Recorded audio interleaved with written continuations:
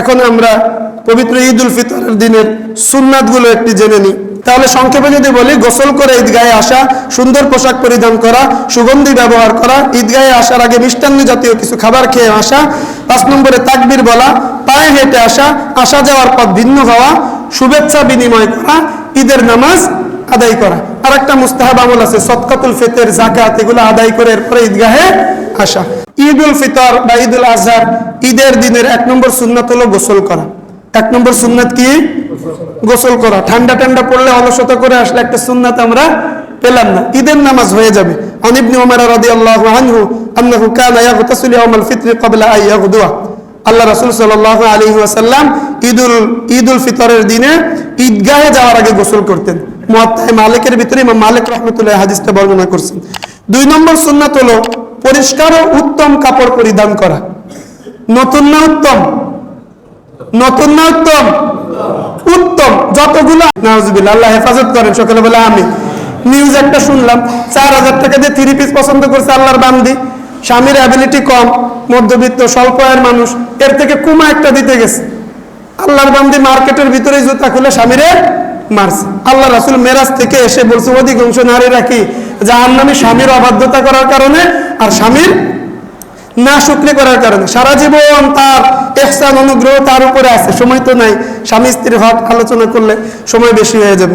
বলা হয়েছে একদিন যদি সামান্য কিছু স্বামী থেকে কম পায়, তোমার ঘরে এসে আমি কিছুই পাইলাম না। আর একটা কমন কথা, আমি বিলে তোমার ঘর করে গেলাম। এই যে নাশুকরি আদায় করছে, আল্লাহ রাসূল মেরাজ থেকে বলছে এই নাশুকরি করার কারণে নারীর অধিকাংশ জাহান্নামে যাবে। আল্লাহ তাআলা আমার মা বোনদেরকে স্বামীর কৃতজ্ঞতা আদায় করা তৌফিক দান করেন, সকলে বলে আমিন। স্বামীর অ্যাবিলিটির ভিতরে, স্বামীর যে প্রফেশন, তার যে হালাল উপার্জন আসে, স্বামীর হালালের ভিতরে থাকার আমাদের মা বোনদেরকে আল্লাহ তাআলা তৌফিক দান করেন, সকলে বলে আমিন। তো উত্তম পোশাক পরিধান করা, নতুন হলে আরো ভালো। তবে যাদের সামর্থ্য আছে, সন্তান স্ত্রীদের সাধ্যের ভিতরে ভালো পোশাক আমরা কিনে দেব। আমরা যদি বৈধ আনন্দ না দিই, সন্তানরা তো পুজোয় আনন্দ করতে যাবে। কালকে আমি ঈদ উল ফিতর মাঠে সময় হলে একটু বলবো, বৈধ আনন্দ যথাসম্ভব সন্তানদের চেষ্টা করা, দেয়া, নতুন কাপড়, ভালো খাবার, একটু ঘুরতে নিয়ে যাওয়া, এগুলো ঈদ কেন্দ্রিক যদি আমরা না করি, সন্তানরা আনন্দ প্রিয়, তারা পূজা মণ্ডপে যাবে। এই জন্য ঈদ উল ফিতর, ঈদ মানেই আনন্দ, ঈদ মানেই আনন্দ। এই জন্য আমরা আমাদের সাধ্য অনুযায়ী স্ত্রী, পরিবার, পরিজন জেলখানে আটকে রাখবো না। হ্যাঁ, এক ইমাম সাহেব তার স্ত্রীর মোটরসাইকেলের পিছনে চলাইছে, এর চাকরি চলে গেছে না, ভালো কাজ করছে, সওয়াবের কাজ করছে না। আল্লাহ রাসূল সাল্লাল্লাহু আলাইহি ওয়াসাল্লাম আয়েশা রাদিয়াল্লাহু আনহা মসজিদে নববীর সামনে দৌড় প্রতিযোগিতা দিছে আসার পর। তো সুন্নাত, স্ত্রী নিয়ে ঘুরতে গেছে, হুজুর কেন বউরে মোটরসাইকেল উঠাইলো, এরপর আলবিদা জানিয়ে দিয়েছে কমিটির। সুন্নাত পালন করছেন ইমাম সাহেব, স্ত্রীরে মোটরসাইকেল উঠায় যাওয়া করে ভিন্ন কথা। তো আমরা আমাদের স্ত্রীদের, সন্তানদের ঈদের বৈধ আনন্দ দেওয়ার চেষ্টা করবো তো ইনশাল্লাহ। একটু ঘুরতে ঘুরতে নিয়ে যাবো, গাছিখানিক রেসিপি স্ত্রীর উপর চাপাই দিয়ে ঈদের দিন, তারা একটু ফ্রি দিয়ে, মা বাবার বাড়ি যাওয়ার ব্যাপারে তাদের খুব আগ্রহ থাকে, আমরা সুযোগ করে দেব।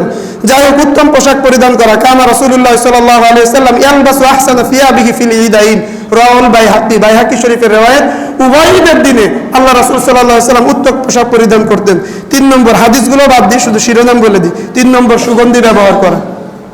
4 নম্বর, ঈদ উল আজহায় নামাজের আগে না খাওয়া, কিন্তু ঈদ উল ফিতরে যাওয়ার আগে কিছু খাবার খেয়ে যাওয়া, বিশেষ করে মিষ্টি জাতীয় খাবার। আল্লাহ রাসূল সাল্লাল্লাহু আলাইহি ওয়াসাল্লাম স্বাভাবিকভাবে বেজোর সংখ্যায় খেজুর খেয়ে যেতেন। আর আমাদের দেশ হলো সেমাই, আমাদের দেশে কি সেমাই, তো মিষ্টি জাতীয় খাবার হইলে হয়েছে, খেজুরও হইতে পারে, সেমাইও হইতে পারে, কিছু মিষ্টি জাতীয় খাবার খেয়ে আসা।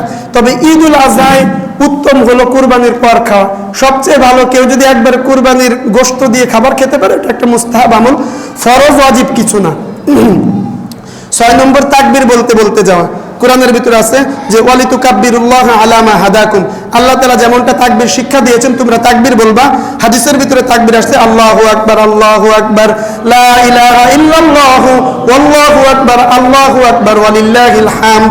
শয়তান যত নারাজ হয়, যতদিন নারাজ হয়, তার ভিতরে একটা দিন হলো ঈদ উল ফিতর, ঈদ উল আজহা। মুসলমানরা যখন দলে দলে আল্লাহ তাআলার বরত্বের ঘোষণা দিতে যায়, শয়তান অসন্তুষ্ট হয়, আল্লাহ খুশি হন, আল্লাহ ফেরেশতাদের মাধ্যমে ফেরেশতাদের কাছে মুসলমানদের নিয়ে গর্ব করতে থাকে। সুবহানাল্লাহ।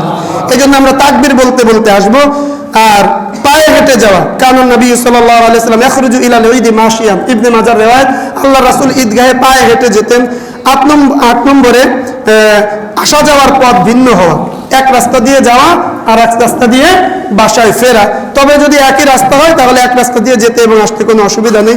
9 নম্বর একে অপরকে শুভেচ্ছা জানানো, একে অপরকে শুভেচ্ছা জানানো। আমরা বলি ঈদ মোবারক, মানে আপনার ঈদ বরকতময় হোক, কিন্তু সাহাবীরা বলতেন তাকাব্বালাল্লাহু মিন্না ওয়া মিনকুম, মানে রোজার ভিতর যত আমল করলাম আল্লাহ তোমাদের আমল আমাদের আমল আল্লাহ কি করুক, কবুল করুক। তো ঈদ মুবারকও বলা যাবে, এটাও শুভেচ্ছারই শব্দ, অসুবিধা নেই। 10 নম্বরে হলো ঈদের নামাজ আদায় করা, এটা ওয়াজিব, এটা সুন্নাত না।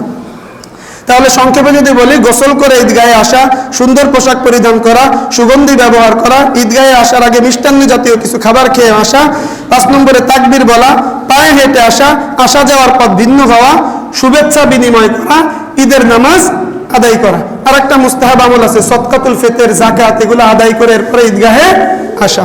আল্লাহ তাআলা আমাদেরকে ঈদ উল ফিতরের দিনের যেই সুন্নাত আমলগুলো আছে, মুস্তাহাব আমলগুলো আছে, এগুলো আগামীকালকে ঈদ উল ফিতরের সময় এই সুন্নাতগুলো আল্লাহ তাআলা আমাদেরকে আমল করার তৌফিক দান করেন, সকলে বলে আমিন।